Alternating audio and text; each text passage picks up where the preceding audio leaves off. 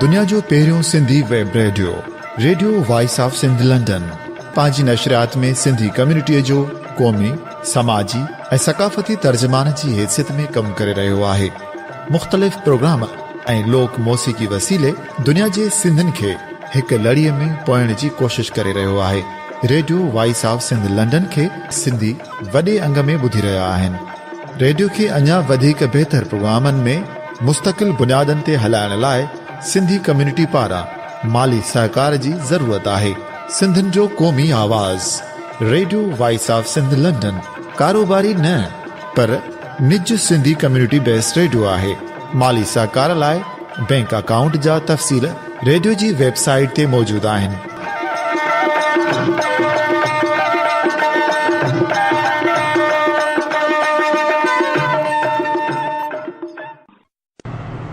सॼी दुनिया में मौजूदु सिंध जा आशिको radio voice of Sindh London तां आऊं आहियां तव्हांजो पंहिंजो मशकूर फलकारो। मुझे सामाइन गुज़िरियल प्रोग्राम में मूं अछड़े थर जे खावड़ी किरदार फ़क़ीर मीर मोहम्मद निज़ामाणी सां ॻाल्हि ॿोल तव्हांखे ॿुधाई हुई, जेका अछड़े थर जे मालूमात जे बारे में हुई। फ़क़ीर मीर मोहम्मद निज़ामाणी हुर मूवमेंट ते तमामु वॾी तहक़ीक़ात बि कई आहे, मुख़्तलिफ़ मज़मून बि लिखिया आहिनि ऐं ईअं सम्झिजे त हुर तहरीक जी काफ़ी मालूमात या वेंदे ब्रिटिश लाइब्रेरी में जेके फ़ाइल हुआ हुर गोरिलनि जा या हुर वेड़ाकनि जा, उहे फ़ाइल बि हिन वटि मौजूदु आहिनि। त हिन वटि हुर तहरीक जो तमामु वॾो पस मंज़र हिन वटि आहे। त आउं नथो चाहियां त इहो मौक़ो विञाइजे जो हिकिड़ो माण्हू जंहिं पंहिंजी सॼी ज़िंदगी या तहक़ीक़ात हुर मूवमेंट ते कई आहे, त उन जे ॻाल्हियुनि खां तव्हांखे वाक़ुफ़ु न करियां।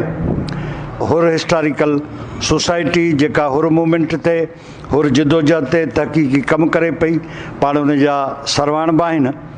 त अचो त साईं मीर मोहम्मद निज़ामाणी खां हुर मूवमेंट या हुर जिदोजहद जेका बरतानवी साम्राज्य जे ख़िलाफ़ु सिंधी माण्हुनि जी थी, उन खां तव्हांखे वाक़ुफ़ु कजे। फ़क़ीर साईं, हुर मूवमेंट तमामु वॾी जिदोजहद आहे, तारीख़ साज़ सिंधी माण्हुनि जी जिदोजहद आहे जेका सॼी दुनिया में मशहूरु आहे ऐं उन ते सिंध में थोरो घणो लिखियो वियो आहे, उन ते को एॾो कमु कोन थियो आहे। तव्हां तमामु उन सिलसिले में हिकिड़ी पहल कई आहे, तमामु घणो कमु कयो आहे। केतिरनि हुर वेड़ाकनि जा तव्हां इंटरव्यू बि कया आहिनि ऐं सॼी सूरत हाल खां तव्हां वाक़ुफ़ु आहियो ऐं तव्हांजो हुर जमायत सां तालुक़ बि आहे। त तव्हां इन हुर मूवमेंट जे बारे में असांखे बुनियादी ॼाण मुहैया करियो त इहा हुर मूवमेंट आख़िरकार हुई छा, इहा किथां खां शुरू थी, इहो हुर लफ़्ज़ छा आहे, इतां खां असांखे थोरी मालूमात ॾियो हुर जिदोजहद जे बारे में।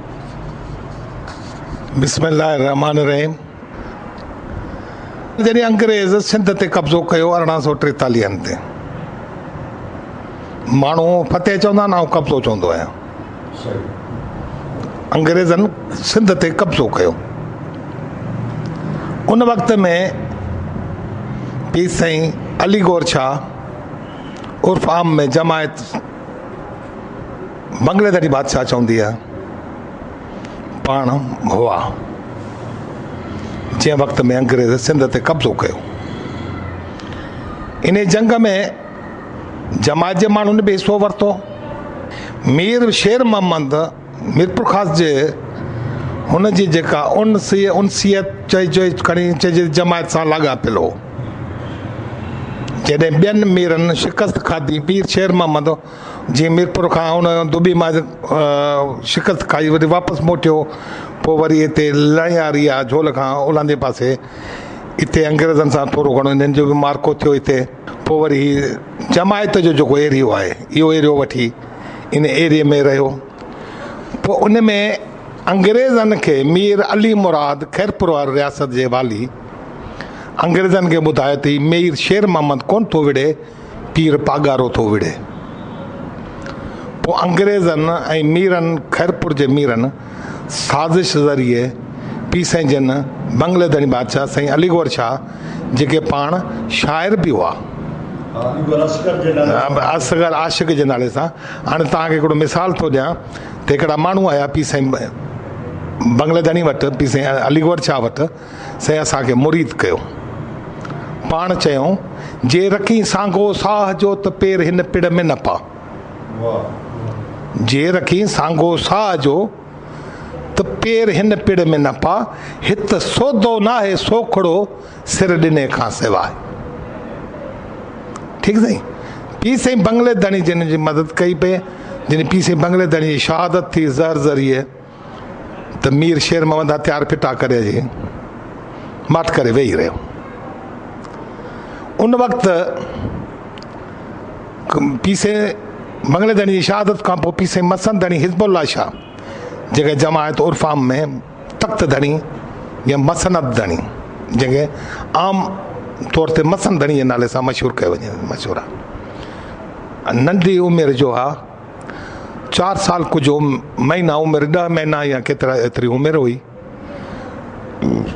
पीउ साईं बंगले धणी जो फर्ज़ंद हुआ त गादी जा हक़दार बि हुया। पोइ फ़क़ीरनि पाण में सलाह कई त पीउ साईं जा दुश्मन बि घणा आहिनि। पीउ साईं बंगले धणीअ खे 7 दफ़ा ज़हर ॾिनो वियो, जंहिंमें पाण काफ़ी में बि हुनजो ज़िक्र कयो आहे। हिकिड़ो कलाम आहे, हाणे मूंखे यादि कोन्हे, 7 दफ़ो ज़हर ॾिनो वियो। जो पीउ साईं जे ख़ानदान मां माण्हू अंग्रेज़नि सां मिली विया, जेके पीउ साईं जा मुलाज़िम आहे, वरी मीर ऐं अंग्रेज़ जी साज़िशनि लालचुनि, इन जे करे पोइ फ़क़ीरनि पाण में सलाह कई, हिसाबज़ादा जॾहिं पीउ साईं बादशाह हाणे नंढा आहिनि, हाणे दुश्मन घणा आहिनि, हाणे मुर्शिद ईअं सिर ॾिबो जीअं हुर इमाम हुसैन ते सिर ॾिनो। उन्हनि माण्हुनि पंहिंजे पाण जो नालो हुर रखियो, जेको लफ़्ज़ तव्हां हुर ते आया आहियो, उन निस्बत सां जंहिं हुर जीअं इमाम हुसैन ते सिर ॾिनो, असांखे बि पंहिंजे मुर्शिद ते ईअं सिर ॾियणा आहिनि। जेको सिर ॾिए सो हुर आहे, जेको सिर ॾिए उहो हुर आहे। हाणे हिकिड़ो सुवाल थिए थो त भई अंग्रेज़ चए थो त भई हुर धाड़ेल आहे, हुर फोरू आहे। मूंखे वरी ॻाल्हि विसरी वेंदी, इन करे तव्हांखे हिन में ॿुधायां थो, अॻिते पोइ थिए त वरी मूंखे यादि ॾियारिजो। मीरनि जे दौर में बि हुर मौजूदु आहिनि, जमायत आहे। अंग्रेज़नि खां पोइ बि जमायत आहे, उन खां पोइ धाड़ेल कोन्हे। अंग्रेज़नि खां अॻे धाड़ेल कोन्हे। अंग्रेज़नि जे दौरान धाड़ेल छो आहे? इहा अंग्रेज़नि जी फितरत रही आहे, पंहिंजे मुखालिफ़ खे पहिरीं बदनाम कंदो आहे, पोइ उन में हथु विझंदो आहे, जो की ओड़े पाड़े जो माण्हू बि हिन खां नफ़रत करे। अकेलो थींदो त उहो अंग्रेज़ कामयाबु थींदो न, जे सिंध जा माण्हू साथ ॾियणा त अॼु ही हालति कान हुजे हा। पोइ अंग्रेज़ हिते हिन खिते में रही कोन सघे हा। पोइ अंग्रेज़नि जॾहिं इहो जो इहो सिस्टम हलियो त उन फ़क़ीरनि हुर सॾायो। पोइ 1863 में तहरीक मथे चढ़ी, उरूज ते वई। अंग्रेज़नि खे सिंध में ॿीहर मिलिट्री ऑपरेशन करणो पियो। हिकिड़ो ऑपरेशन 1843 में, वरी 1863 में, यानी कि 20 सालनि जो अरसो थिए थो। इन जीअं पीउ साईं मसन धणी जवान थींदो वञे, तीअं तहरीक बि जवान थींदी वञे। पीउ साईं मसन धणी बादशाह तवील जंग विढ़ियो आहे अंग्रेज़ सां। अंग्रेज़ ऐं मक़ामी अंग्रेज़नि जा पालतू, अंग्रेज़नि जा जेके वफ़ादार, उन्हनि सां ऐं अंग्रेज़ सां हर महाज़ ते अंग्रेज़ सां जंग पीउ साईं मसन धणी बादशाह हिज़्बुल्लाह शाह जारी रखी आहे। को वक़्तु अहिड़ो बि आयो, पोइ जेके विढ़िया थे उन्हनि हुर सॾायो, चईंदे बाबा इहे फ़र्क़ु वारा मूंखे खपनि ई कोन्हे। अचो आरफ़ाम जमायत में आहे त भई फ़र्क़ु वारनि खे बि ज़ाब्त करणु कोन ईंदो, माराईंदो, डोड़ाए कढंदो। पोइ अंग्रेज़ जॾहिं ज़ोर भरींदो पीउ याद त फ़क़ीरनि जी हिकमत अमली हुई त जीअं जेको कुझु कयूं असां ते अचे त असांजे पीउ साईं ते न अचे। पोइ जेको ॾोह थिए त असांजे कंध में पवे, पीउ साईं जे केस न थियनि। छो जो पीउ साईं केस इलाही कया हुआ, को हुतां जो केस, को हुतां जो केस, को हुतां जो केस, इलाही केस, तक़रीबन सॼी पाण ज़िंदगी केसनि में गुज़ारी। पोइ फ़क़ीरनि इहा सलाह कई त पोइ पीसे बादशाह हिननि खे ज़ाहिरी तौरु तड़ाए छॾींदो, राति जो कॾहिं कॾहिं कंहिं कंहिं दावत ते वरी फ़क़ीरनि सां मिलंदा, कचहरी बि कंदा हुआ। उन दौर में जॾहिं अंग्रेज़ चवंदो साईं तुंहिंजा होर असांजा हीउ नुक़सानु कनि पिया, हीउ कनि, पाण चवंदा त मूं दरगाह तां तॾहिं कढी छॾियानि, अमी ॼाणियो होर ॼाणी। इहो सिलसिलो हलंदो आयो। 1863 में वरी आया, उन जी अॻुवाणी में दरिया ख़ान निज़ामाणी साईं खे चवां परियो मोची, काइम मोची, ऐं साईं खे चवां हमीर माछी, जैंद माछी, ऐं ॿिया फ़क़ीर खोड़, इहे खोड़ फ़क़ीर हुआ। पर हाणे हिक ई टाइम ते मूंखे नाला कोन ईंदा। खान मोहम्मद पिरोही जेको बलोचिस्तान जे इलाइक़े जो, जानी खोसो झटपट जे इलाइक़े जो, उहे बि इन तहरीक में उन दौर जा माण्हू। पोइ इहे अंग्रेज़नि जूं कॉन्फिडेंशियल रिपोर्ट मूं वटि पियूं आहिनि, जेके चवंदो त तव्हांखे हुनजी कापी बि ॾींदुसि। उन में उन ॼाणाइनि पिया त भई हाणे मथे चढ़ी वियो, पोइ मिलिट्री वरी ॿीहर आंदी भई सिंध में। पोइ उन खां पोइ इहे फ़क़ीर विढ़ंदा रहिया, शहीद थींदा रहिया, वरी ॿिया ॼमंदा विया, जवान थींदा विया, विढ़ंदा रहिया। 1880 जे ॾहाके खां पोइ बच्चू बादशाह पीरू वज़ीर मैदान ते आया। त हिकिड़ा पोड़ा थिया त वरी जवान आया, जवान वरी ॿिया आया। अहिड़े नमूने सां 1890 धारे पी साईं 1890 या 91 पी साईं मसंदणी खे बि ज़हर ज़रिए शहीद कयो वियो। पी साईं मसंदणी हिज़्बुल्लाह शाह खे बि बज़रिए ज़हर शहीद कयो वियो। उन वक़्त में लोढ़ा क़ाइमु थी विया, जेके हिंदुस्तान जे इलाइक़े, सिंध जे इलाइक़े में।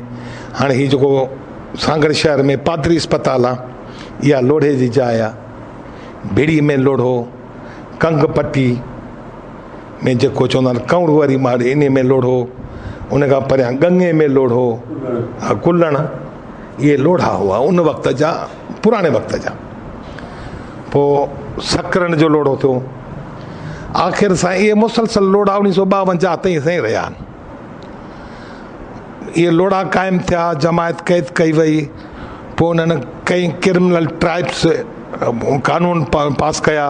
बच्चू बादशाह पीरू वज़ीर जेका जिदोजहद कई या सांगड़ में गवर्नमेंट क़ाइमु कई, त इहो उन्हनि जो तरीक़ेकार छा हो? बच्चू बादशाह जेका हुकूमत स्टेट पंहिंजी सांगड़ स्टेट जेका क़ाइमु कई, ऐं उन जो पाण बादशाह थियो, पीरू खे उन वज़ीर कयो, गुलू खे जेको गवर्नर कयो। अहिड़े नमूने सां हुन पंहिंजा काज़ी खे रखिया हुआ, पंहिंजूं अदालतूं बि क़ाइमु कयूं हुयूं।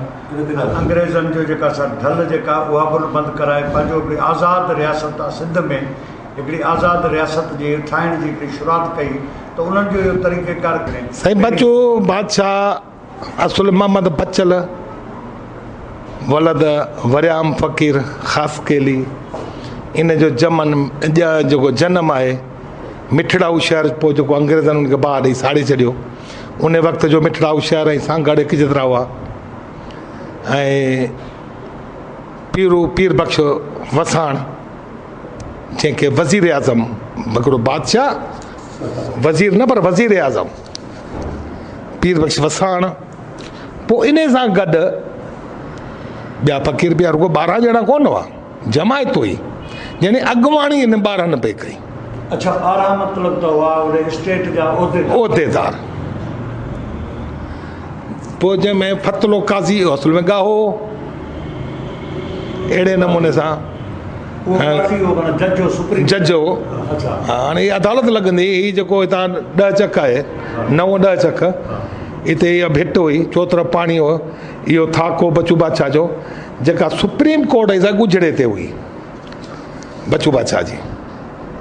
ऐं हिकिड़ो तव्हांखे वाक़ियो थो ॿुधायां त हिकिड़ा ख़ासि केली दांह खणी आया, खैं वारी ॾेगड़ा वेठा आहिनि, बुरगड़ी वॾा ज़मींदार आहिनि, अंग्रेज़नि जो उनखे साथ आहे, हू असांजे बांह विहारे वेठा आहिनि।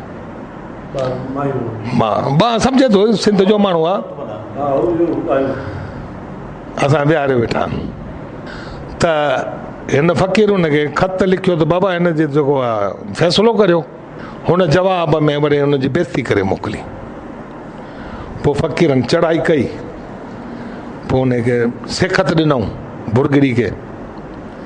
बुरगड़ी वटि भॻा पुॼणी खे पोइ यानी इहा अदालत ऐं बादशाहत जी पोइ इहो दारोमदार हलणु लॻो त भई इहे पंहिंजा फ़ैसिला पाण पिया कनि। ढल जेका तपेदार अॻे ॻोठनि में वञी ज़मीनदार खां वठंदा हुआ, तपेदारनि खां उहा पैसा फुरियऊं ऐं ज़मीनदारनि खे चयो त ढल असां ते पुॼायो, हीअ असांजी सांगड़ सरकार आहे, अंग्रेज़ सरकार खे असीं मञूं ई कोन था, न को अंग्रेज़ सरकार आहे। पोइ अहिड़े नमूने सां इहा सरकार क़ाइमु थी। शादमान मरी जेको कंडेर जे मरन मां आहे, जमायत जो कोन्हे, खिपरे खे वेझो आहे, उन इन वाक़े ते ॻायो आहे। उन पंहिंजे तारीख़ी बैतन में ॼाणाए थो त 7 साल हुरनि हुकूमत कई, बचो आज़ाद स्टेट। 7 साल। पोइ छा थियो, जॾहिं अंग्रेज़ खां किसो वधी वियो, पीसे मसंदणी जी शहादत थी वई, जॾहिं पीसे माफ़ेदणी अलीगोर शाह सानी माफ़ो छो ठहियो, माफ़ेदणी छो सॾियो, इन करे जे पाण पीसे सरदार जी तबियत नासाज़ रहंदी, पोइ वेट ते सफ़र करे कोन सघंदा। अॼु त गाॾियूं मोटरूं ओलारियूं आहिनि, तॾहिं त कोन हुयूं। पोइ जमायत सगोरे माफ़ो ठारायो। माफ़ो माना जीअं माण्हू खे खणी हलनि, पालकी हुजे, डोली का हीअं जिते माण्हू वेहे, वरी 4 ॼणा कुलो ॾेई खणी हलनि। पोइ पीसे वरी जमायत उहो ठारायो त साईं असांजी दावतूं वठो। पोइ उते माफ़ाई थिया। माफ़ाई माना पघारदार पीसे माचा रखिया जेके कुलो ॾेई खणंदा हुआ। उहे वारे ते हिकिड़ा थकंदा, ॿिया खणंदा, हिकिड़ा थकंदा, ॿिया खणंदा, ईअं हिकिड़ी मंज़िल खां ॿी मंज़िल ताईं पुॼंदा। 1896 में पीसे सरदार जन जी तबियत वधीक ख़राब थी, नासाज़ी थी, पाण हैदराबाद डॉक्टर वटि इलाज लाइ आया। उन दौरान ल्यूकस, असुल नालो अलाए छा आहे, उर्फ़ा में लूकस बि चवंदा अथसि, ल्यूकास बि चवंदा अथसि, असुल नालो छा आहे मूंखे ख़बर कान्हे। उन छा कयो, हिकिड़ी हिकमत मिली आहे अख़्तियार कई, न ॾिठे हिंदू, न ॾिठे मुस्लमान, न ॾिठे जमायती, न ॾिठे गैर जमायती, जंहिंजो घर मोह में आयो उनखे बाहि ॾिनी। अच्छा, हा, वो किथे? ही पूरे हिन एरिया में, सांगड़ स्टेट में, सांगड़ खां वठी मीरपुर, सांगड़ वेंदे खैरपुर ताईं। एॾी एरिया जंहिंमें जमायत सां तालुक़ बि कोन हो माण्हुनि जो, उहे बि बेघर थिया। पोइ उहे माण्हू जेके बेघर थिया, बेज़ार थिया, पीसे जिन वटि हैदराबाद आया, पीसे माफ़ेदनी वटि, अलीगोर शाह वटि। अर्ज़ु कयमि साईं, जेकॾहिं सरकार खे दाह ॾियो त सरकार ई हालत कई आहे, तुंहिंजे फ़क़ीरनि खे त परवाह कान्हे, हू त सिर खयो घुमनि, हू बचा ॿार छॾियो, बचनि बि कुर्बानियूं, त उहो बि पोइ बि हिरी आहिनि, पोइ कुर्बानीनि सूर सख़्तियुनि जा सां ठही विया हलिया। हाणे ॿिया माण्हू जेके बेघर थिया वञनि, रड़ियूं उन्हनि कयूं। पीसे वटि वियासीं, असांजो बिलो कयो। पीसे बादशाह अलीगोर शाह फ़क़ीरनि खे घुराए हुकुम कयो, या त विड़ी सिर ॾियो, या अंग्रेज़ अॻियां पेश पओ, जीअं आम माण्हुनि तां आज़ार लहे। एॾा माण्हू, लखे माण्हू बेघर थिया आहिनि, उहे सुकून सां रहनि। पीसे जन जो इन हुकुम अचण खां पोइ पहिरें पीरू जेको वज़ीर आज़म हो, पीर बख्श, गुलो मोची, तगियो चांग, 2 अप्रैल 1896 ते सांगड़ खां ओलंदे पासे आहे झूड़े लहो, नवाब शाह रोड जे पासे में उन यादगार बि ठहियलु अथव। इते ल्यूकस खे न्यापो करे मोकिलियऊं, हाणे अच मैदान कयूं। पीसे जो हुकुम पहुतो, या त विड़ी सिर ॾियो, या त पेश पओ। हिननि फ़ैसिलो इहो कयो त विड़ी सिर ॾिबो। पोइ आयो, मुक़ाबिलो थियो, 3 फ़क़ीर हिते शहीद थिया। इन वाक़े ते मल महमूद पली पूरो दास्तान लिखियो आहे, तव्हां पढ़ियो हूंदो, वाक़ियाती बैत में किताब में अथव, तव्हां इहो ॻोल्हे बि पढ़िजो। इहे बैत कोन्हनि, तारीख़ आहिनि। मल महमूद पली मुल्तान वारे बुज़ुर्गनि जो मुरीदो, जमायत जो न हो, पर अॻे शादमान मरी बि जमायत जो न हो। अॻे जेको हक़ सच ॾिसंदा उहो बयानु कंदा। अॼु जे अदीबनि, अॼु जे शाइरनि वांगुरु कोन हुआ, उहो सचार हुआ। उन में सियासत कान हुई, उन में ख़ुदगर्ज़ी न हुई। उहे तव्हां उन में उन वाक़े खे बयानु कयो आहे मल महमूद पली, इन जूड़े लय वारे खे। इहे फ़क़ीर हिते शहीद थिया। 3 फ़क़ीर वरी चक्कर वारे कुंभड़, उन्हनि बि ॿोलायो बाबा अच मैदान ते। भलूगा हो, ओसमान हिंगोरो, मिस्री गाहो, ये मैदान ते आया। ल्यूकर जी फौज आई। जोला संघ जो पुट म्यान सिंह इहो बि आयो तो बाबे जो पलान तो वटा, उहो हुते मारिजी वियो मुक़ाबले में। इन चक्कर वारे कुंभ वटि ये मक्खी जो आहे जी हा, उहो अॻे जोला सिंह मारियो न इन में बरमबरी वारे मेले ते। उहो ऑफिसर हो त उते जी वेठो त भई मुज़ावर खे जी जूता आहिनि दुआ कर त होर मिलनि। हुन दगे सॼो वेठो जो अलाह कंदो मिलनि त ई ॿियो। देरि थोरी थी त ॻोल्हे मोची ठका बंदूक कराइसि। उनखे मल महमूद पलीअ जे बेतन में इहो इन जो जुड़े वारे लय जो अलॻि दास्तान अथव। उहे उनजो बरमबरी मेले जो इहो अलॻि वॾो दास्तान आहे साईं उनजो बि शाइरी में। पोइ उनखे जॾहिं बंदूक हयऊं त बुलाए जो मल गुले मोची बंदूक हईं, चई गुथो हईं त चुर त ख़बर पवे पको कई। पोइ चवंदा डेले विधऊं धरती ते कुतो केरु आहे, इहे मल महमूद पली जा लफ़्ज़ आहिनि। पोइ हिते इहो हिते हिनखे मारियऊं। उन जो पुटु चवंदा बाबे जो पलान थो करियां, उहो वरी भलूगा जे हथां मारिजी वियो। हिन में चक्कर वारे कुंभ वटि 3 फ़क़ीर हिते शहीद थिया। इन्हनि जी शहादत ते मल महमूद पली जो वॾो दास्तान अथव साईं, पढ़णु जहिड़ो ऐं प्यारो आहे। इहे हिते शहीद थिया।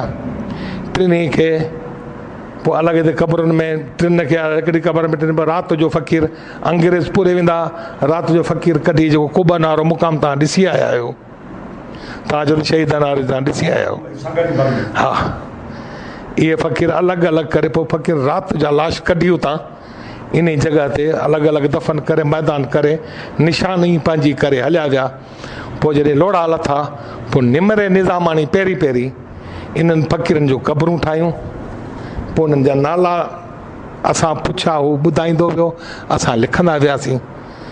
पोइ इहो क़बरूं ठहियूं पकियूं लोड़नि खां पोइ मथां इहो कुबो ठहियो। ऐं हाणे तव्हां पाण ॾिसी आया आहियो जमायत वीचारी अचे थी। हा पोइ साईं इहो हाणे इहो विच में तफ़सील सां हलिया था वञूं न हेॾा। पोइ साईं 1896 में इहे शहादतूं थियूं। उन साल पी साईं माफ़ेदानी जो विसाल थियो। पी साईं कोटदनी बादशाह गादी नशीन थिया। जी हा, पी साईं सूर्य बादशाह जो वालिद साहब गादी नशीन थिया। साईं शाह मर्दान शाह अवल। पोइ शाह मर्दान शाह सानी पी साईं छठधणी बादशाह हो न साईं, शाह मर्दान शाह अवल पाण गादी नशीन थिया। पाण वरी हिकमत अमली आहे कयूं त भई जमायत ॾुतरजी वई आहे। पोइ अंग्रेज़ पी साईं बंगले इहो रिकॉर्ड में आहे ऐं जमायत जी रिवायतनि में बि आहे। अंग्रेज़ चयो त साईं हाणे जॾहिं पहिरीं जंग अज़ीम लॻे 1914 वारी, अंग्रेज़ चयो त मूंखे तव्हां थोरी मदद करायो, हीअ जंग खटे पोइ तव्हांखे आज़ादी था ॾियूं। पोइ काफ़ी हिन बरे सगीर जे हिंदुस्तान जे माण्हुनि अंग्रेज़ जी मदद कई, पी साईं बादशाह बि मदद कई। पोइ जॾहिं जंग ख़तमु थियण खां पोइ असांजो वाद्यता फिरी वियो। पोइ पी साईं बादशाह चवंदो न त हीअ मीकावलीअ जा पोइ लॻ आहिनि। मीकावली वधीक तव्हां पढ़िया लिखिया आहियो, तव्हां सम्झंदव। पी साईं बादशाह चवंदो हीअ मीकावली जा पोइ लॻनि वक़्त ते गॾे खे बि पी करे छॾी न, ऐं वक़्तु गुज़रण खां पोइ फिरियो वञनि। अंग्रेज़ पंहिंजे वाइदे तां फिरी वियो। लोड़ा पोइ बि क़ाइमु रहिया एतिरे ताईं। पोइ पी साईं बंगलेदनी बादशाह जे हिन पी साईं कोटदनी बादशाह जिन जे विसाल खां पोइ पी साईं सूर्य बादशाह गादी नशीन थिया, पर नंढी उमिरि में थिया हुआ, 12 साल उमिरि हुई। हीअ अॻे कानून हूंदो त सगीर माण्हूअ जूं ज़मीनूं मैनेजर में वेंदियूं। ईअं इहा सॼी मिल्कियत दरगाह जी पीसे जिन जी मैनेजर में आहियूं। न चाहींदे बि, धणियुनि जे न चाहींदे बि ज़ोरी कंदा हुआ। पोइ इहो दास्तान साईं आहे लंबो। सही हुरहल जेका तव्हां ॿुधाई त शुरू खां वठी जेका रंधी पिए आई हिन ख़ानदान जे तरफ़ां, ऐं माण्हुनि जी हिकिड़ी अहिड़ी वेड़ हुई जेका वेड़ हिकिड़ी अणखुटंदड़ जिदोजहद हुई। ऐं उन जिदोजहद जो मक़सदु इहो त जेसि ताईं सिंध में अंग्रेज़ जो राज आहे तेसि ताईं वेड़ कबी, ऐं उहे माण्हू मुसलसिल दौरनि में विढ़ंदा रहिया। ऐं पोइ शहीद सूरे बादशाह साईं सबक़तुल्लाह शाह जी सिजादा नशीनी थी। त हाणे उन खां पोइ हिन हुर मूवमेंट जी शकिल में कहिड़ी तब्दीली थी, या उन रिवायती पुराणे तरीक़े सां बच्चू बादशाह पीरू वज़ीर वारे अंदाज़ में हुर हलचल अॻिते ख़ुदकार नमूने सां हलंदी रही, या पोइ पीर ख़ानदान जे कमांडिंग में या उन्हनि जी हिदायत ते ही हली तहरीक। त हाणे इन ते थोरो चिटो कयो। साईं अर्ज़ु इहा त फ़क़ीरनि जेका अॻे जंग कंदा आया, सची पुछो त दुनिया जी जदीद कोरीला जंग जंहिंखे चइजे, इन हिकमत अमली सां विढ़िया। यानी कि 1863 खां यानी कि 47 खां वठी 47 ते जीअं पीसे मसंदानी गादी नशीन थिया हुआ, इहे यको हलंदा आया जे हिकिड़े हिकिड़े फ़क़ीर जा दास्तान तव्हांखे ॿुधायां त अलॻि अलॻि किताब आहे। हर फ़क़ीर तारीख़ आहे, हर फ़क़ीर हर औरत तारीख़ आहे। त इहो हलंदा जॾहिं सूर्य बादशाह पाण गादी नशीन थिया आहिनि, पोइ सूर्य बादशाह जे वक़्त ताईं इहे थोरो घणो हलियो पिए, जहिड़ो जीअं मुसलसल हलंदो आयो। उन में ठापुर कान थी साईं, ठापुर कान थी। पोइ जॾहिं पीसी सूर्य बादशाह गादी नशीन थिया, अंग्रेज़नि घणेई ज़ोर लाता, संधा माण्हू छॾियऊं, पीसे जिन जे हेठां ई वरितऊं। जीअं पाण चइजे त मिसड़ा थिया, साईं हीअं साईं आहे। पर पीसे सूर्य बादशाह जिन रोज़े धणी जो औलाद हो, उन्हनि जी नियतनि खे सम्झो थिए, सो पाण उन्हनि जे चकर में न आया। जॾहिं पाण जवान थींदा विया, फ़क़ीर त इहे हलंदा आया, इहे जहिड़ो हलंदो आयो। त अंग्रेज़नि खे इहा उमेद थी त हाणे नंढिड़ो आहे, हिनखे असां पंहिंजे मर्ज़ी मुताबिक़ हलाए वेंदासीं। पर उन्हनि खे केॾी ख़बर अथई, शहीदनि जे हिकिड़े जॻह ते पीसे सूर्य बादशाह फरमायो, हिकिड़े माण्हू चयो त पीसे बादशाह वेठा कुर्सी ते, जीअं अंग्रेज़ हिकिड़ो आयो त पाण उन खां उथी आदरबाग कोन कयो, उनखे चङी तरह सां मिलिया। त उन अंग्रेज़ सां गॾु जे ॿिया माण्हू अंग्रेज़ चयो त साईं अचण वारे जो एतिराम कबो आहे, सिंध जी रिवायत आहे, ऐं तव्हां अचण वारे जी इज़त कोन था करियो। त पीसे सूर्य बादशाह फरमायो त जेकॾहिं आऊं गाज़िब या ॿाहिरि जे आयल हमलावर क़ाबिज़ माण्हूअ जी इज़त करियां त आऊं मूंखे पंहिंजे रत ते शक लॻंदो आहे, आऊं हुसैनी खून आहियां जेकॾहिं आऊं अहिड़नि माण्हुनि जी इज़त करियां। तव्हां क़ाबिल इज़त कोन, तव्हां इहो ॾिसणु आया आहियो त छा आहे। अहिड़ा खोड़ सारा वाक़िया पीसे सूर्य बादशाह जिन सां थिया। पोइ जॾहिं पीसे बादशाह गादी नशीन थिया, पोइ इहे केस शुरू थी विया साईं। पोइ इहे जेके पीसे बादशाह जंहिंखे दरगाह जो माण्हू मुक़ररु करे, मिसाल दरगाह जेका हलाइण लाइ, उन गिरफ़्तार करियो वञे।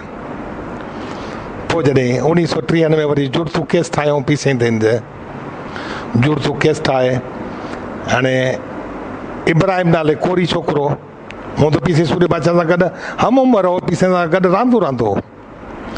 उनखे अंग्रेज़नि पेती मां कढियो, ऐं उहो बि हिकिड़ो दास्ताना लॻाए। पोइ वरी उन छोकिरे जी माउ मारिजे थी। इहे सभु केस पीसे बादशाह ते आहियूं।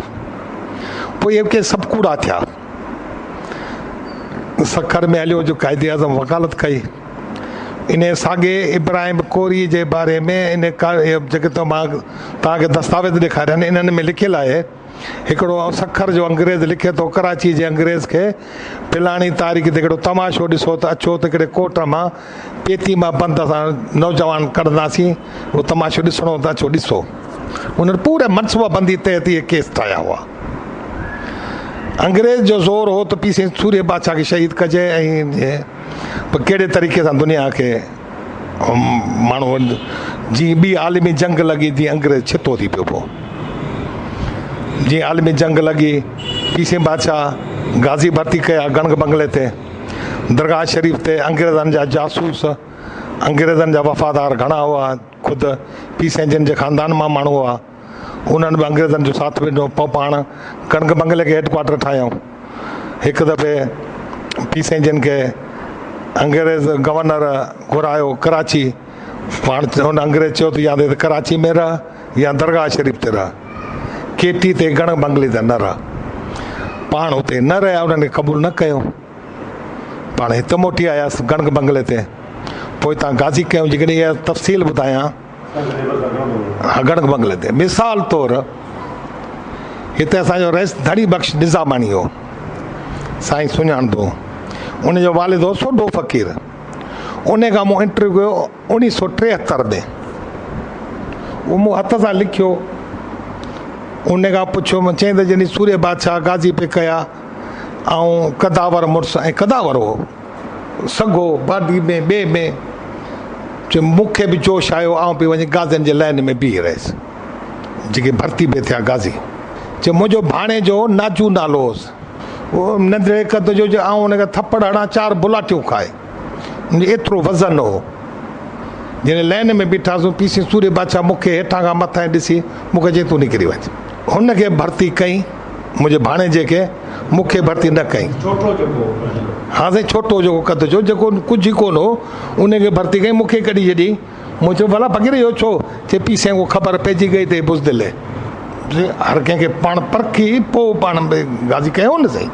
मिसाल आहे हिकिड़ो त मूंखे हिकिड़े फ़क़ीर आहिनि गज़ी बिरोही, जेको असल बलोचिस्तान जा जमायत जा आहिनि असांजा, हे गाज़ी हो सूर्य बादशाह जो। चए आऊं ताजू चांटियो गॾु पी साईं वटि वियासीं गाज़ी थियणु।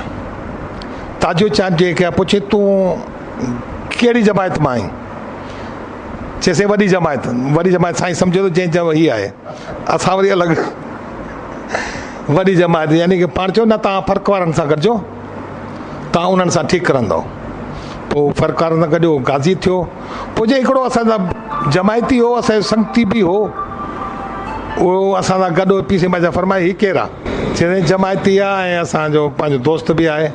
पाण चयो हिनखे परे रखो, हिन मां नुक़सानु थींदो। चई उहो आख़िर चुगल थियो, असां मारियो। पी साईं माण्हू सुञाणंदो। पोइ जंहिं भर्तियूं शुरू थियूं, पोइ फ़क़ीर पी साईं सूर्य बादशाह 2 भाइर बि कोन भर्ती कंदो, पुछंदो घर में घणा भाती आहियो, कमाइण वारा कहिड़ा आहिनि। अहिड़े नमूने सां जीअं घर जा भाती ॿिया टिया मुतासिर न थियनि, उन्हनि जो लाइ बि को माण्हू पोइ हिते हुजे। पोइ हाजी ऐं मटू 2 भाइर ख़ासि केली, उन्हनि पी साईं खे अर्ज़ु कयोसीं असां अलॻि कोन रहंदासीं, असां 2 गाज़ी थींदासीं। इहे 2 भाइर पी साईं बादशाह उहे क़बूल कया। बाक़ी 2 भाइर पाण कोन कंदो, हिकिड़ो बाबा रहे घर, हिकिड़ो थिए गाज़ी। अहिड़े तरीक़े सां पाण भर्ती कयूं। इहे फ़क़ीर भर्ती थींदा विया ऐं फ़क़ीरनि जा नाला बि मटायूं। हिकिड़ो ख़ासि केली हो, नालो खमण। बाक़ी पी साईं बादशाह पुछे नालो छा अथई? चएसि खमण। चए खमण न, अॼु खां पोइ अली शेर। पोइ शहीद थियो। मुड़ जमड़ा खां मथां जो एॾो नाले वारो थियो, जंहिंजा अंग्रेज़ सिर वढे खणी वियो, धड़ उते पिया हुआ। सिरनि जूं क़बरूं अलॻि आहिनि, धड़नि जूं अलॻि आहिनि। इहे बि अछड़े थर जो वाक़ियो अथव। इहे अहिड़ा फ़क़ीर पी साईं बादशाह भर्ती थिया। पोइ इहे गाज़ी अॻियां जेके वॾा हुआ, उन्हनि इन्हनि जी तरबियत बि कई पए। हक़ीक़त में हीउ जेको घरु आहे, वॾो आहे नंढे लाइ उस्तादु आहे। उस्तादु रुॻो पढ़ाइण वारो कोन्हे, तरीक़ेकार सेखारण वारो, उथणु वेहणु सॼो बि वॾो नंढे जो उस्तादु आहे न साईं। भर्ती थिए खां पोइ इहे कारवायूं शुरू थियूं। 2 आलिमी जंग लॻी वई, पी साईं गिरफ़्तार थी हलियो। पोइ पीसे बादशाह खे जुड़तो केस में जेका 7 साल 8 साल सज़ा ॾिनऊं, जेके हिकिड़ी जेल में न रहिया, बंगाल, हिंदुस्तान, सियोनी, साईं बंगाल, मुख़्तलिफ़ जेलनि में रखियऊं, हिकिड़ी जेल में पीसे खे कोन रखियऊं। हा साईं, वापसि 36 में 1936 37 ते पाण वरी हज ते विया आहिनि, पोइ पाण वरी हज करे मोटी आया आहिनि, वरी इहो तहरीक जो कमु हलियो आहे। पोइ ॿिए दफ़े जेको गिरफ़्तार कयो अथनि दरगाह शरीफ़ खां, ऐं पोइ उतां खणी वरी पोइ पाण शहीद थिया आहिनि। इहो 1941 में दरगाह शरीफ़ खां KTV ते पोइ उतां खणी आया। पोइ शहीद खाना तव्हांखे साईं हिकिड़ो मिसाल तौरु वाक़ियो ॿुधायां थो, हिकिड़ो वाक़ियो तव्हांखे ॿुधायां थो त हिकिड़े लाल बख्श मीर बर खां मूं इंटरव्यू कयो, मूं वटि ऑडियो कैसेट मौजूदु आहे। उन ॿुधायो त मीर ख़ान साहब अली मुराद संजराणी नयूं ज़मीनूं खयूं, मुंहिंजे वालिद उन जो चवणु आहे मुंहिंजो पीउ ऐं लुकमान संजराणी गॾु ॿनी पोखी ख़ान साहब अली मुराद जी, फुटियुनि में चूंडा हुआ। पोइ मुंहिंजी माउ उते फुटियूं पे चूंडियूं, पोइ उते आउं पई वियुसि। ख़ान मोहम्मद फ़क़ीर संजराणी लुकमान जो पुटु नंढड़ो जो मूंखां कुझु नंढो, असीं ॿई गॾु वियासीं पंहिंजो माइरुनि वटि, माइरूं असांजूं फुटियूं पे चूंडियूं। जेका ख़ान मोहम्मद संजराणी जी वालदा, लुकमान फ़क़ीर जी घरवारी, माई नालो चीज़, उन ते ख़ान मोहम्मद फ़क़ीर जे मथे ते हथु घुमाईंदी वई, चवंदी ए मेॾा वॾा थीसी, ख़ान मोहम्मद वॾा थीसी, पीछे काले को मारेसी।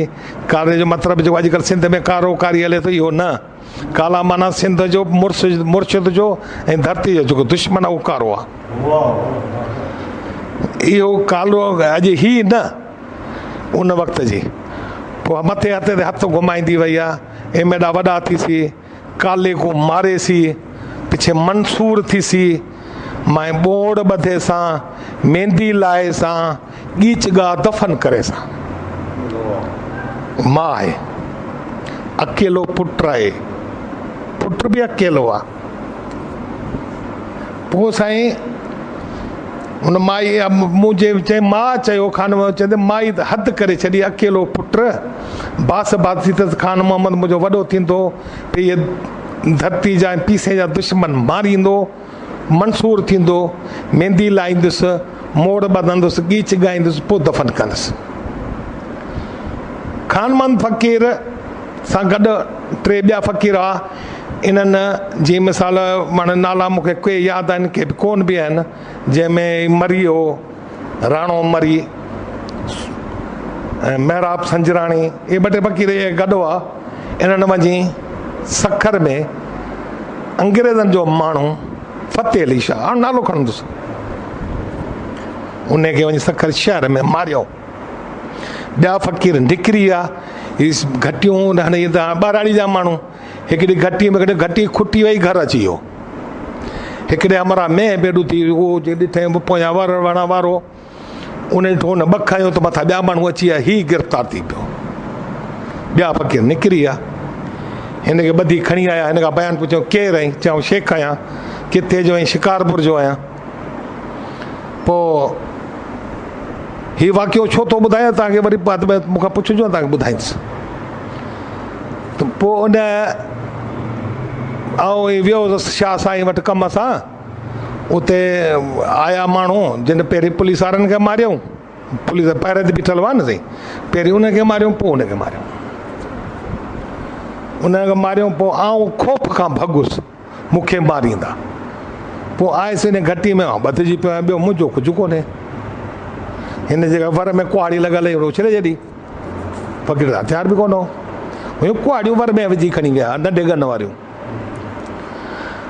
पोइ फ़क़ीर खे ॿधी आया जेल में, सेंट्रल जेल हैदराबाद में, हिन में सखर में। पोइ हिनखे अज़ियतूं घणियूं ॾिनऊं, एतिरे क़दुरु दिलबर ख़ान रईस सां, दिलबर ख़ान मरूम जो ख़्यालु हो, चई असीं सखर जेल में हुजूं, लोह जी पेटी में विझी, हेसि न जेके आहिनि पेरनि जा हथनि जा कढी छॾियऊं, हिन जवान बयानु उहो ई ॾिनो जेको पहिरीं ॾिनई। ॿिया तोसां गॾु केरु आहे, कीअं आया हो, छो आया हो। पोइ हुनखे लोह जी पेती में विझी टांडनि ते रखियऊं। लोह गोश्त जेको सड़ियो हुयो हुनजी बदबू दिलबर ख़ान चए थो सॼी जेल महसूसु कई, पर असां महसूसु कई। पोइ वरी हुनखे ज़िंदा ई लोह जी पेती मां कढियऊं, वरी पुछऊं बयानु, चई त इहो हुन इहो ई साॻियो बयानु ॾिनो त ऐं शेख आहियां, शिकारपुर जो आहियां। पोइ अंग्रेज़नि जो पोइ सभु हुन हिला हलाया, कुझु कोन थियो।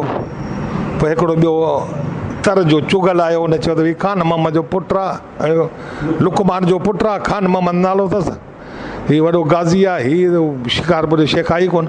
पोइ हुन फ़क़ीर खे ॾिनऊं फांसी ॾिनऊं हैदराबाद में। पोइ तव्हां माउ खे लाश हिकिड़ो मिलियो अथई सॼी हुर तहरीक में साईं, लाश कंहिंजो बि कोन मिलियो, वाहिद लाश आहे जेको माउ जी बास अलाह पूरी कई आहे। इन करे तव्हांखे वाक़ियो थो ॿुधायां। लाश मिलियो हैदराबाद खां वठी घर ताईं गीच ॻाईंदी आई आहे। तॾहिं गाॾियूं सवारियूं कोन हुयूं, जीप हिकिड़ी वरितऊं किथां किराए जी, इहे वाहन जूं पटड़ियूं ॾींदे पोइ अची रसंदा ॻोठ। पोइ रसिया पोइ सुबुह जो माई हिनखे मोड़ ॿधा ॻोठ साईं हेॾां पहिरीं आहे न जेका इन पासे इन्हनि जो मुक़ाम आहे, 39 चक्का ओड़े पासे क़ब्रस्तान जिते फ़क़ीर रखियलु आहे। पोइ उते माई मोड़ ॿधान, जनाज़े जे अॻियां साईं कीच कया अथसि, नाच कई अथसि। मां दुनिया ॾिठो, फ़क़ीरनि जेके कुला ॾिना सभिनि ॾिठो, सभिनि बयानु कयो। उन क़बर अॼु बि मौजूदु आहे 39 चक में। उनखे पोइ मां उनजी दफ़न कयूं। अहिड़ा हज़ारे किरदार आहिनि हुर तहरीक में, ख़ुदा जो कसम आहे, अहिड़ा कई किरदार आहिनि उते। वीचारी हाणे मां आहे साईं, दफ़न कयूं। सॼी हुर तहरीक आहे, तव्हांखे चैलेंज आहे सभिनि खे, मूंखे ॿियो को लाश ॾेखारिनि जेको वारसनि खे मिलियो हुजे। अच्छा, हुर तहरीक में जेके बि गिरफ़्तार थींदा उनखे मौत जी सज़ा या शहादत मिलंदी, उन खां पोइ लाश वापसि कंहिंजो बि कोन मिलियो, अॼु ॾींहुं ताईं न मिलियो आहे। अच्छा, एतिरे क़दुरु त सूर्य बादशाह जो जिस्म कोन ॾिनो कंहिंजो बि। यको जीअं अंग्रेज़ आयो आहे तीअं जीअं जहिड़ो हलियो आहे तीअं लाश कंहिंजो बि कोन मिलियो। वाहिद लाश आहे जेका माउ जी बासाला साईं पूरी कई, जेका हुनखे मिलियो। अहिड़ा किरदार हुर जमायत में हज़ारे आहिनि, तव्हां ॻणाईंदा वेंदो ऐं तव्हांखे ॿुधाईंदो वेंदुसि। केतिरा माण्हू शहीद थिया हूंदा साईं? शहीद हज़ारनि जी तादाद में आहिनि। अच्छा, हज़ारनि जी तादाद में, सवनि जी तादाद में फांसियूं आहियां। सभी हज़ारे मां सॼी जिदोजहद जेका हुर मूवमेंट हली, उन हुर मूवमेंट में हिकु तरफ़ त सूर्य बादशाह हो, ॿिए तरफ़ हुनजा गाज़ी हुआ या मुजाहिद हुआ या गोरिला भेड़ू हुआ जेके अंग्रेज़ सां इन बुनियाद ते विढ़िया पिए थो मुल्क ते क़ाबिज़ थियो। त सिंध त जेका सा रुॻी हुरनि जी कोन हुई, रुॻो हुरनि ते इहा ज़िमेवारी कोन हुई, उन में सिंध जे सॼी सिंधी क़ौम हुई। त छा इन हुर मूवमेंट में या इन जिदोजहद में हुरनि खां सवाइ या जमायत खां सवाइ ॿिया जेके सिंधी माण्हू हुआ उन्हनि जो को किरदारु तव्हांखे इन जिदोजहद में ॾिसण में अचे थो? साईं हिकिड़ो अर्ज़ु करे वञा तव्हांखे त हिन जा 2 फैक्टर आहिनि, जॾहिं इन जा 2 सबब आउं सम्झां थो, जेका आउं सम्झां थो। ज़रूरी कोन्हे सही हुजां, हर्फ़ आख़िर केर बि कोन्हे। हिकिड़ी ॻाल्हि इहा आहे त जेके मुड़ुस हुआ, चाहे जमायत जा हुजनि चाहे ग़ैर जमायत जा हुजनि, इन तहरीक में गॾु रहिया आहिनि। जेके भाड़ी हुआ, आउं ईअं चवंदुसि, अवां जे नाराज़ थियो त भले थियो त सिंधी क़ौम में भाड़ी अक्सरियत में अथव। जेके भाड़ी हुआ उहे पासीरा हुआ, उहे असांजे मथां मारा हुआ। मिसाल जे तौरु इहे हिते वेठो आहे किहोर में बंबरा वेठा आहिनि, मखदूम साहब हालन वारे जा मुरीद आहिनि, वॾा ज़मीनदार जागीरदार हुआ। तकलीफ़ उन्हनि कॾहिं कोन सठी, कॾहिं बि उन्हनि का ॻाल्हि कोन सठी, पर हिन तहरीक दौरान फ़क़ीरनि जो साथ ॾिनऊं। इन ॾोह में इन्हनि जो शहर सड़ियो, इन जो घरु सड़ियो, हीउ क़ैद थिया 12 बचे। ये बंबरा क्योर जा जमायती कोन हुआ पर हिननि जी कुर्बानी थोरे विसार बि अहिड़ा मुड़ुस हुआ जिन हाणे ही जेको नोहाणी आहिनि शाह मोहम्मद नोहाणी इन ते घणो ज़ोर आयो केस में सूर्य बादशाह ते शायदि ॾे न ॾिनई गाज़ी पंहिंजा रहाईंदो हो ऐं गाज़ियुनि जी ख़िदमत कंदो हो अहिड़ा मुड़ुस बि हुआ ईअं हुआ जेके मुड़ुस माण्हू हुआसीं असां सां गॾा जेके बाड़ी हुआसीं अंग्रेज़ सां गॾा चवंदा कोन बाड़ी कुती चोर जो पासो।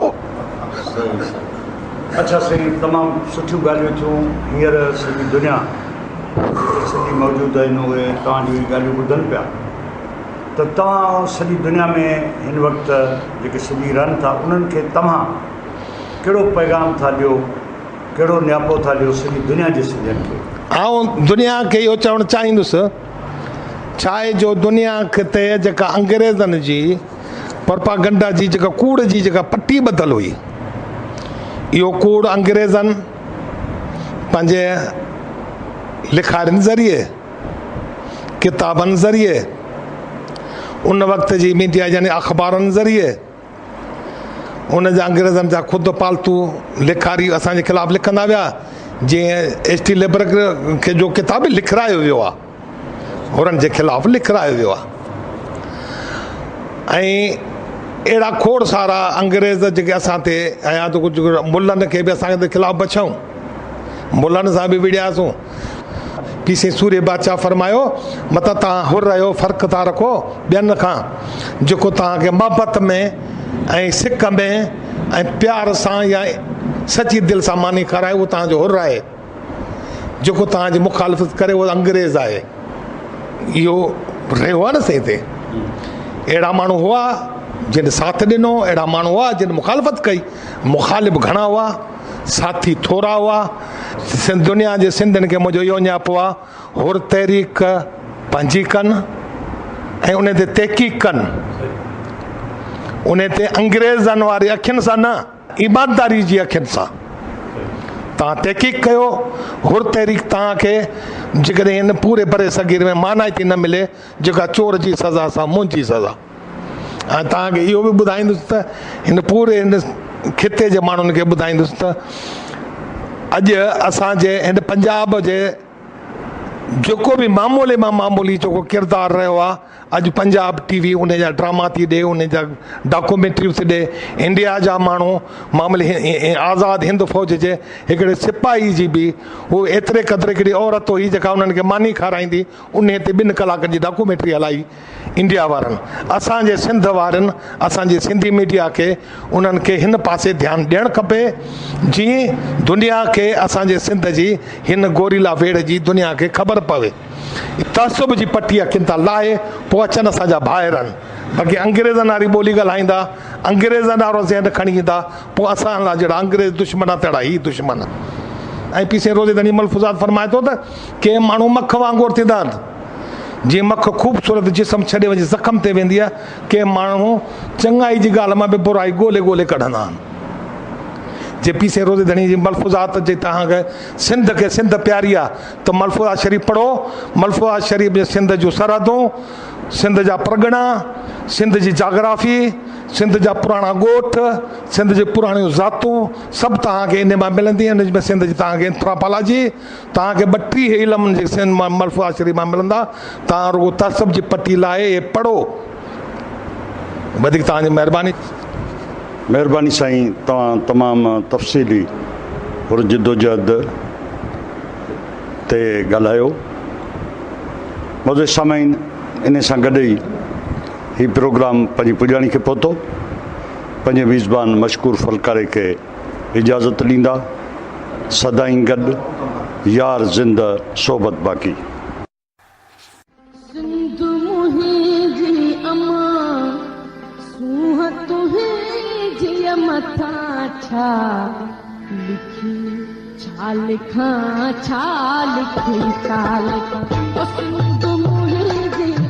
दुनिया जा सिंधियो हिक मुठ थी सिंध बचायो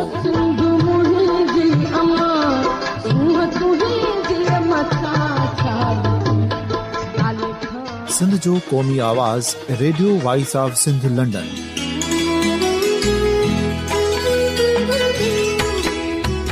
radio voice of Sindh London पंहिंजी नशरियात में सिंध जी सियासत, समाज, इक़्तिसादियात, तारीख़, क़ौमी उमंगुनि ऐं इख़्लाक़ियात मुतलिक़ सिंध जी हक़ीक़ी तर्जुमानी कंदे प्रोग्रामनि खे असराइतो बणाइण लाइ सिंध जे घण घुरनि ऐं धरतीअ सां प्यार कंदड़ अदीबनि, दानिशवरनि, सहाफ़ियुनि, उस्तादनि, वकीलनि ऐं हर तबिके जे मानवारनि सजणनि खे सिंध में शऊरी इनकलाब लाइ सहकार जो सॾु ॾियूं था। अचो त गॾिजी सूफ़ियुनि ऐं संतनि वारी सिंध जो ओज हिकु मुठ थी वरी वापसि आणण वारे सफ़र जा साथारी बणिजऊं।